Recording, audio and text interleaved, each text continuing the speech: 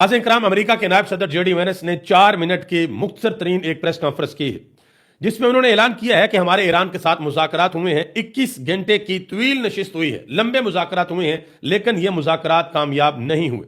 Iran और America किसी नतीजे के ऊपर नहीं पहुंचे। अब सवाल यह पैदा होता है कि अमेरिका ने ईरान से ऐसा क्या मांगा है जो ईरान देने के ऊपर रजामंद नहीं हुआ। यह तफसीलात मैं आपके सामने रखने के लिए जा रहा हूं। जेडी वेंस ने क्या बातें की हैं, ईरान ने आगे से क्या जवाब दिया है, और सबसे बड़ा सवाल कि ईरान की अवाम और अमेरिका की अवाम अब किस पोजीशन के ऊपर खड़ी होगी। डोनाल्ड ट्रंप अब क्या करेंगे, और नेतन्याहू जिन्होंने अब से चंद घंटे कबल एक ट्वीट किया, उस ट्वीट के अंदर सारी की सारी कहानी बता दी गई थी कि अब आगे क्या होने के लिए जा रहा है। ये सारी तफसीलात आपके सामने रखने के लिए जा रहा हूं। गुजारिश करूंगा कि वीडियो को लाइक करके चैनल को जरूर सब्सक्राइब कर लें, ताकि इंफॉर्मेशन का ये सिलसिला आप लोगों तक पहुंचता रहे।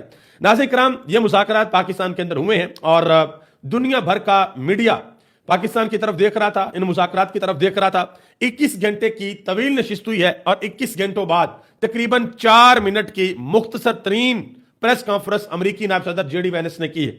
उन्होंने अपनी प्रेस कॉन्फ्रेंस के अंदर क्या कहा है वो तफसीलात मैं आपको बताता हूं, लेकिन उससे कबल एक हैरान कुन ट्वीट किया इसराइल के वजीर आजम बेंजामिन नेतन्याहू ने अब से चंद घंटे कबल, जिसमें उन्होंने वाज़ेह तौर पर यह ऐलान किया कि अंडर माई लीडरशिप, कि मेरी लीडरशिप के अंडर जो ये फाइट है, लड़ाई है, ये जारी रहेगी। ना सिर्फ ईरान के साथ, बल्कि उन्होंने कहा कि ये लड़ाई हमारी तुर्की के साथ में शुरू होगी। उर्दुआन का बाकायदा तौर पर उन्होंने नाम लिखा कि ये जो सहूलतकार हैं, हम इनसे भी निपटेंगे। तो अब सवाल यह पैदा होता है कि चाहे तुर्की हो, चाहे पाकिस्तान हो, ईरान हो, अफगानिस्तान हो, सऊदी अरब हो, मुत्तहदा अरब अमारात हो, कतर हो, कुवैत हो, ओमान हो, बहरीन हो, मिस्र हो, जॉर्डन हो, सीरिया हो, लीबिया हो, अब इन सबको अकल आएगी या नहीं आएगी? ये बैठकर सोचेंगे या नहीं सोचेंगे कि भाई ये सारे के सारे एक्चुअल कौन सी गेम बनाने के लिए जा रहे हैं, कैसे ये एक एक करके मुसलमान मुल्कों के ऊपर हमलावर होने के लिए जा रहे हैं। जेडी वेंस ने जो बातें की हैं वो जरा सुन लें। उन्होंने एक मुख्तसर किस्म की प्रेस कॉन्फ्रेंस की, जिसमें उन्होंने कहा कि अमेरिका और ईरान का मुआहदा नहीं हो सका, हम अपनी फाइनल ऑफर देकर जा रहे हैं। अब ईरान के ऊपर मुनहसर है कि वो इसे कबूल करते हैं या नहीं करते। उन्होंने मुख्तसर किस्म की प्रेस कॉन्फ्रेंस की। मजीद कहा कि हमें एक वाज़ेह और मजबूत यकीन दहानी चाहिए कि ईरान ना सिर्फ एटमी हथियार हासिल नहीं करेगा, बल्कि जो जराए, जिन जराए से वो एटमी हथियार हासिल किया जाता है, वो मदद, वो चीजें भी ईरान के पास नहीं होगी। अब मैं यहां पर एक इंपॉर्टेंट चीज आपको बताता चलूं। ईरान की जानब से जो बात आई है वो जरा सुन लें। ईरान की वजारत खारजा के जो तर्जुमान है इस्माइल बाकाई, उन्होंने कहा कि मुज़ाकरात किसी मादे के बगैर खत्म हो गए हैं। कुछ मसाइल पर पेशरफ्त हुई, लेकिन 2 या 3 निकात ऐसे हैं जिनके ऊपर इख्तलाफात बरकरार हैं। उन्होंने कहा कि ईरानी अपने कौमी मफादात का तहफ़्फ़ुज़ करना जानते हैं और हम अपने कौमी मफादात का तहफ़्फ़ुज़ करेंगे। मैं अब चीज आपको यहां पर बताऊं, अमेरिका ईरान से क्या चाहता है। अमेरिका ईरान से टेबल के ऊपर बैठकर वो चीजें चाहता है जो अमेरिका जंग में ईरान से हासिल नहीं कर सका, जो चीजें ये लड़ाई से हासिल नहीं कर सके, अब वो चीजें ये टेबल के ऊपर बैठकर हासिल करना चाहते हैं। सबसे जो बड़ा मसला है वो है ईरान का एटमी प्रोग्राम। दूसरे नंबर के ऊपर जो बड़ा मसला है वो है आबने हुर्मज, और तीसरे नंबर के ऊपर जो बड़ा मसला है वो है ईरान के ऊपर लगी हुई पाबंदियां। फिर चौथे नंबर के ऊपर मसला आता है जो ईरान का नुकसान हुआ, ईरान कहता है ये हर्जाना भरो। इसके बाद 4-5 कंडीशंस और है, वो इनके बाद है। लेकिन पहले 2-3 नंबर के ऊपर जो चीजें आती हैं वो मैंने आपको बता दी हैं कि ये बड़े पॉइंट्स हैं। अब अमेरिका ने जिस वक्त ये लड़ाई शुरू की थी तो उस वक्त आबने हुर्मज का मसला तो था ही नहीं। आबने हुर्मज तो पूरी दुनिया के लिए खुली थी, आराम से लोग आ रहे थे, जा रहे थे, तेल आ रहा था, एलपीजी के कंटेनर जा रहे थे, कार्गो के बड़े बड़े जहाज शिप जा रही थी, कोई मसला नहीं था। तो सवाल यह पैदा होता है कि अगर अमेरिका ने ये आबने हुर्मज के ऊपर सींग फंसाने अपने, तो इन्होंने लड़ाई शुरू क्यों की थी? क्योंकि वो तो पहले भी खुली थी लड़ाई से पहले। अब ईरान का इतना नुकसान हुआ है, ईरान की टॉप टियर लीडरशिप को शहीद कर दिया गया है, उनके इंफ्रास्ट्रक्चर को तबाह किया गया है। अब ईरानी इस चीज के ऊपर डट गए हैं कि अब हम फैसला करेंगे कि आबने हुर्मज किस तरीके से चलेगी। अब आबने हुर्मज को अमेरिका नहीं चलाएगा या कोई और मुल्क नहीं चलाएगा, उसको ईरान चलाएगा। और यह कानून फितरत है, यह दुनिया के अंदर यह बात चली आई है कि जब आपकी लड़ाई होती है ना, तो जिस फरीक का पल्ला भारी होता है, फिर वो रूल ऑफ गेम्स जो होते हैं ना, वो तय करता है कि अब ये होगा और ये नहीं होगा, क्योंकि उसने बड़ी कुर्बानियां देकर उसने जीत हासिल की होती है। और इस वक्त ईरान का अपर हैंड है। अमेरिकी वफद पाकिस्तान से निकल चुका है, अब से थोड़ी देर बाद ईरानी वफद भी चला जाएगा। अमेरिका जाते जाते एक फाइनल ऑफर ईरान को देकर गया कि ये हमारी फाइनल ऑफर है। तो जो बॉल है वो ईरानी कोर्ट के अंदर फेंकी गई है कि ये आपके पास ऑफर है, ये बातें आप माने। अब देखते हैं कि ईरान वो बातें मानेगा या नहीं मानेगा। ईरान के एक सहाफी हैं मोहम्मद हुसैन बाकरी, उन्होंने इन मुज़ाकरात से कबल एक बात कही थी, अब से चंद घंटे कबल, जब ये जेडी वेंस ने अभी प्रेस कॉन्फ्रेंस नहीं की थी। انہوں نے کہا تھا کہ مجھے 100% یقین ہے کہ یہ مذاکرات بےمانی ہیں اور ہم ایک بڑی جنگ کی طرف جا رہے ہیں. انہوں نے کہا کہ اب اس خطے میں یا ایران رہے گا یا اسرائیل، یہ دونوں ایک ساتھ نہیں رہ سکتے. یہ بھی کہا کہ عارضی جنگ بندی ہو سکتی ہے لیکن آنے والے دنوں میں ہم دوبارہ جنگ کی صورتحال سے گزریں گے، اور بالکل ایسا ہی ہوا. ایک صحافی نے باقاعدہ طور پر سوال بھی پوچھا امریکی نائب صدر جے ڈی وینس سے کہ معاہدہ تو آپ لوگوں کا آپس میں نہیں ہوا، تو کیا جو سیز فائر 2 ہفتوں کا ہوا تھا وہ برقرار ہے یا وہ ختم ہو جائے گا؟ تو اس کے اوپر جے ڈی وینس نے کسی قسم کا کوئی جواب نہیں دیا. اور دوسری طرف جو ڈونلڈ ٹرمپ ہیں وہ بڑی عجیب و غریب قسم کی باتیں کر رہے ہیں. ایک رپورٹر نے ڈونلڈ ٹرمپ سے یہ سوال پوچھا کہ آپ ایران کو آبِ ہرمز کھولنے کے لیے دھمکیاں دیتے ہیں اور ایران آپ کی دھمکیوں کو جوتے کی نوک کے اوپر رکھتا ہے، اس کو آپ کیسے دیکھتے ہیں؟ یہ ڈونلڈ ٹرمپ سے پوچھا گیا کہ آپ تو دیتے ہیں ان کو دھمکیاں اور وہ آپ کی دھمکیوں کو جوتے کی نوک پر رکھتے ہیں، کوئی سمجھتے ہی نہیں آپ کو، تو کیسا لگتا ہے آپ کو اس کے اوپر؟ تو آگے سے ڈونلڈ ٹرمپ نے کہا کہ آپ کو یہ کیسے معلوم ہے؟ رپورٹر نے کہا کیونکہ آبِ ہرمز ابھی بھی بند ہے، ابھی بھی وہ کھلی ہوئی نہیں ہے. تو آگے سے ٹرمپ نے کہا کہ آپ ایسا کیوں کہہ رہے ہیں، آپ کو کچھ بھی نہیں معلوم. اور ڈونلڈ ٹرمپ نے یہ بھی کہا، انہوں نے کہا جی ایران ہمارے ساتھ کوئی معاہدہ کرے یا نہ کرے ہمیں کوئی فرق نہیں پڑتا کیونکہ ہم یہ جنگ جیت چکے ہیں، ہم یہ لڑائی جیت چکے ہیں. جب آپ لڑائی جیت چکے ہیں آپ کو کوئی فرق نہیں پڑتا تو بھائی جلی بسترا اٹھاؤ اور نکلو یہاں سے، سیدھی سی بات ہے. اب میں یہاں پر ایک امپورٹنٹ چیز آپ کو بتاؤں، بہت بڑی ذمہ داری عائد ہو گئی ہے 3-4 ملکوں کے اوپر، جس میں سب سے پہلے نمبر پہ پاکستان ہے. یہ غور سے میری بات سنیے گا، سب سے پہلے نمبر پہ پاکستان ہے، دوسرے نمبر کے اوپر سعودی عرب ہے اور تیسرے نمبر کے اوپر ایران ہے.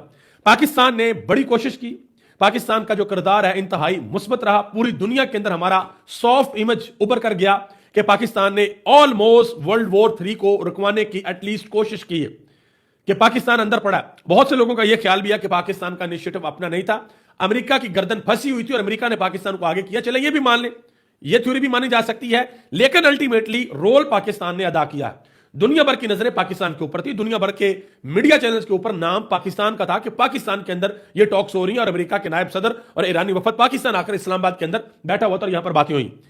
اب اگر خدا نہ خواستہ یہ لڑائی دوبارہ شروع ہوتی ہے تو امریکہ ایگزیکٹلی وہی کام کرے گا جو امریکہ پہلے کر رہا تھا، یعنی کہ یہ عرب ملکوں کے اندر ان کے جو اڈے ہیں یہ وہاں سے ایران کے اوپر حملے کریں گے.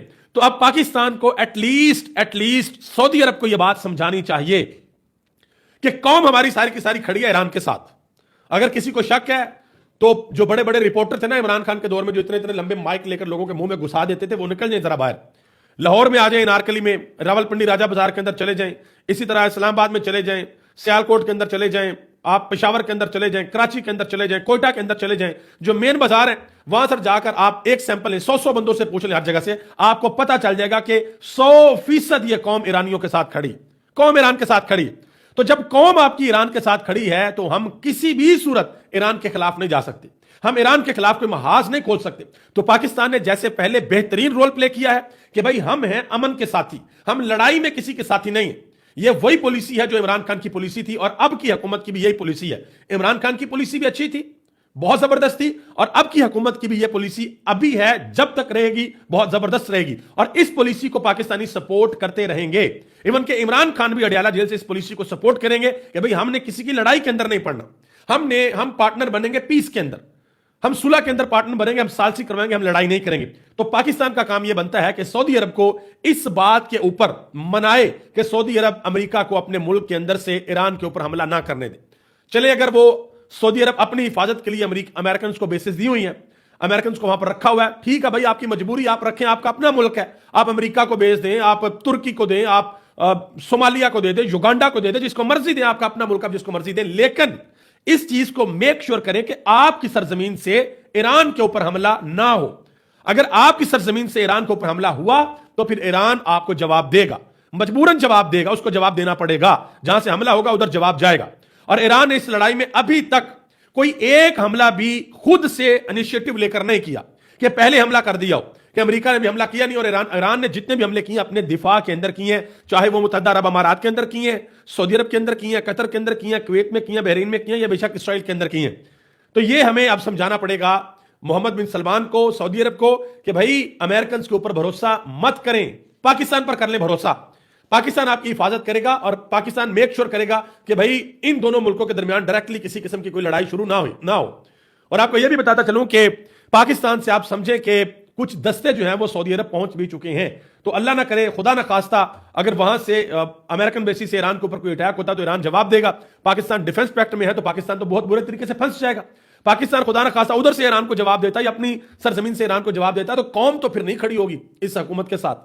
قوم تو کہے گی کہ آپ غلط کر رہے ہیں. تو یہ اب پاکستان ایک بڑے نازک پوزیشن کے اوپر کھڑا. پاکستان کو اب سمجھانا پڑے گا سعودی عرب کو کہ بھائی سعودی عرب یہ میک شور کرے کہ آپ کی سرزمین ایران کے خلاف استعمال نہ ہو. امریکہ کی لڑائی ہے، ایران کے ساتھ امریکہ لڑے، لیکن سعودی عرب کی سرزمین استعمال نہ کرے. اسی طریقے سے قطر، کویت، بحرین یہ بھی سارے میک شور کریں کہ ان کی سرزمین ایران کے خلاف استعمال نہ ہو. یو اے ای نے تو سائڈ لے لی ہے، انہوں نے تو اسرائیل کی اور امریکہ کی سائڈ لے لیا کہ وہ تو ان کے ساتھ ہی ہیں. ایون انہوں نے انڈیا کے وزیر خارجہ کو بھی بلایا ہوا تھا. ٹھیک ہے آپ بلائیں، آپ کا ملک کا جو مرضی کریں، اور جو ٹھکائی آپ کی پہلے ہوئی ہے وہ ٹھکائی آپ کی اب بھی جو ہے وہ ہوتی رہے گی. مزید ذرا آگے آ جائیں. ایک اہم ترین خبر جو ہے وہ چائنا سے بھی ہے، وہ بھی آپ کے سامنے رکھنے کے لیے جا رہا ہوں. اور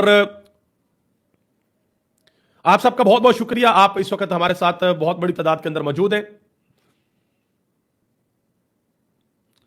میں آپ سب سے گزارش کروں گا کہ براہ کرم آپ ویڈیو کو لائک کر کے اور چینل کو سبسکرائب ضرور کر دیں تاکہ یہ جو ویڈیو ہے وہ دوسرے لوگوں تک بھی پہنچ سکے. اچھا جی، اب ذرا آگے آ جائیں. چائنا سے ایک اہم ترین خبر ہے، وہ میں آپ کے سامنے رکھنے کے لیے جا رہا ہوں. ڈونلڈ ٹرمپ نے ایک بیان دیا. انہوں نے کہا جی ہم دنیا کے لیے، جس میں چین بھی شامل ہے، دوسرے ملک بھی شامل ہے، ان کے لیے ہم آبن ہرمز کو کھلوانے کے لیے جا رہے ہیں. تو آگے سے چائنا نے واضح طور پر یہ جواب دیا. انہوں نے کہا جی آبن ہرمز تو لڑائی سے پہلے کھلی تھی، وہ تو بند نہیں تھی، وہ تو آپ کی بے وقوفی کی وجہ سے یہ سارے کا سارا سین ہوا. انہوں نے کہا جی آپ ہمارے اوپر کسی قسم کا کوئی احسان نہ کریں، یہ مسئلہ آپ کا پیدا کیا ہوا ہے، آپ لوگوں نے یہ کام کیا ہے. اور جس وقت یہ مذاکرات جاری تھے اس وقت کچھ امریکی جہازوں نے کوشش کی ہے آبن ہرمز میں سے گزرنے کی، یعنی کہ آبن ہرمز کو کراس کرنے کی. تو ایران کے جو پاسداران انقلاب انہوں نے واضح طور پر وارننگ جاری کی، اگر آپ لوگ گزرے تو 30 منٹ کا آپ پاس ٹائم ہے، 30 منٹ کے اندر اندر ہم آپ کو اڑا دیں گے، لہٰذا یہاں سے بیک آف کرے، پیچھے جائیں. اور پھر وہ وہاں سے پیچھے گئے. اب آگے آ جائیں، ایک اور امپورٹنٹ چیز آپ کے سامنے رکھنے کے لیے جا رہا ہوں.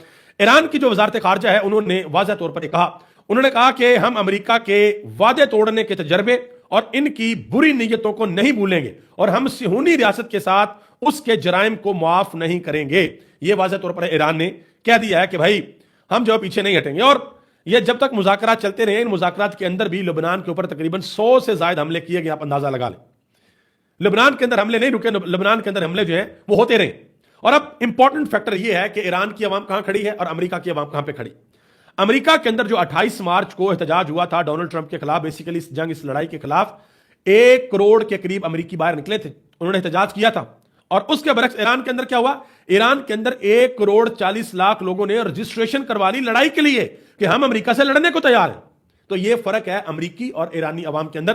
ایرانی عوام جو ہے وہ اپنی رجیم کے ساتھ، اپنے ملک کے ساتھ باقاعدہ طور پر کھڑی ہے، وہ کسی بھی صورت پیچھے ہٹنے کو تیار نہیں. ناظرین کرام، میں یہاں پر ایک امپورٹنٹ چیز آپ کے سامنے رکھنے لگا ہوں. وہ چیز ہے ڈاکٹر علامہ محمد اقبال کے کچھ اشعار، اور وہ آج کے اس جو ابھی ہو رہا ہے دنیا کے اندر، اس میں بڑے ریلیونٹ ہے.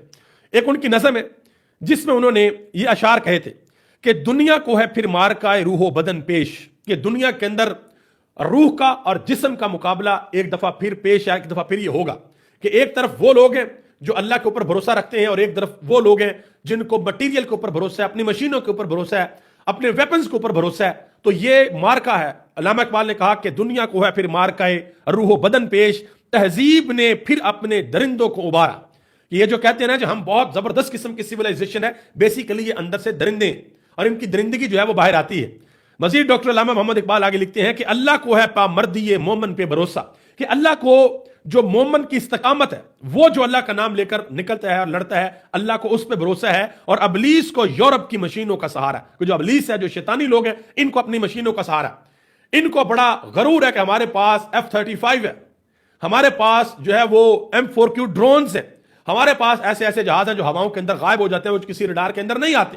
اور پھر آپ نے دیکھا کہ دنیا کے اندر ایسے ایسے ریکارڈ قائم ہوئے کہ ایران نے ان جہازوں کو ٹریک بھی کیا، لاک بھی کیا، ہٹ بھی کیا، نیچے بھی گرایا، اور دنیا کو دکھایا کہ امریکہ کو جواب کس طریقے سے دیا جاتا ہے. تو یہ ایک مارکہ روح و بدن آپ کہہ لیں کہ دوبارہ دنیا کے اندر شروع ہو گیا. اور اب اس میں خصوصی طور پر جو مسلمان ممالک ہیں، انہوں نے اب یہ فیصلہ کرنا ہے کہ وہ کس طرف کھڑے ہوں گے، انہوں نے کس کا ساتھ دینا ہے. انہوں نے ایران کا ساتھ دینا ہے یا انہوں نے امریکہ کا ساتھ دینا ہے. یہ کلیئرلی اب مسلمان ملکوں کو سوچنا پڑے گا. اور آپ یقین کریں، اگر مسلمان ملک تھوڑی سی ہمت اور غیرت کر کے اکٹھے ہو جائے نا، تو یہ امریکہ مسلمان ملکوں کا کچھ بھی نہیں بگاڑ سکتا.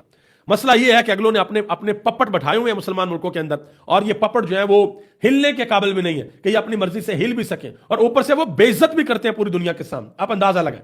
اب آگے آ جائیں ذرا. جس طریقے سے کچھ یورپی ممالک نے ہمت کی ہے، اسپین نے ہمت کی ہے، جرمنی نے ہمت کی ہے، اٹلی نے ہمت کی ہے، کینیڈا کے وزیر اعظم کا بیان میں آپ کے سامنے رکھتا ہوں.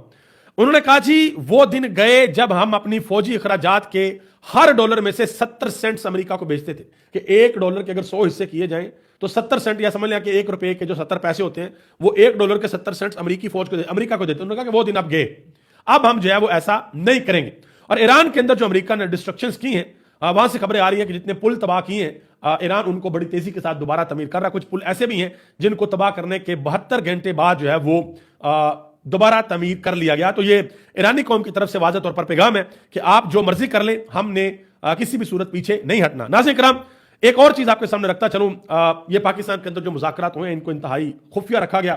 پاکستان کے جو بڑے بڑے ماشاءاللہ تجزیہ کار ہیں، بڑے بڑے فن خان ہیں، ان کو تو نزدیک بھی نہیں لگنے دیا گیا.